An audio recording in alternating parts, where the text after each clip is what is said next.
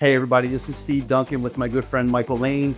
Welcome back to the Slim's Chance 7% Club, where we focus on college baseball, both current college players' baseball information and the chase of high school players trying to make it to that 7% Club next level. Being intentional about who you're going and being realistic about what kind of player you are.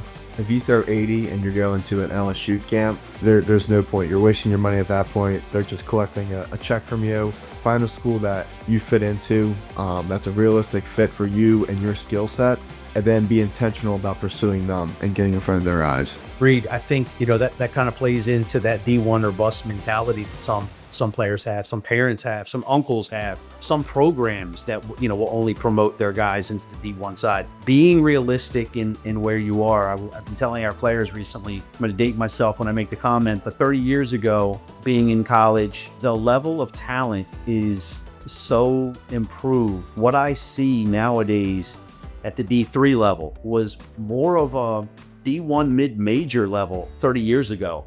You didn't have all these people flying around throwing mid to upper 90s or 3 digits. Like to nowadays, somebody throws 100. While it's impressive, it's not shocking. The world stopped when Nolan Ryan hit 100, and it was like, holy cow. And nowadays, almost every SEC school pitcher, they've got a guy that can probably put a 3-digit on the board. And I think that understanding that the velocities have gone up, the kind of pitching has changed, right? So Tom Glavine throwing complete games and the kind of pitcher that used to be in the 80s and 90s and early 2000s, that's not how pitchers are built today. It's almost an anomaly. Like before, when you heard somebody throw 100, it was shocking. Now when you hear a pitcher get a complete game, it's just as shocking that they went all 9 innings. Yeah. And so it's just it's a different world. And so the D1 or bust mentality, I look at how the D3 is, and man, there's some really, really good baseball there at the D3 level.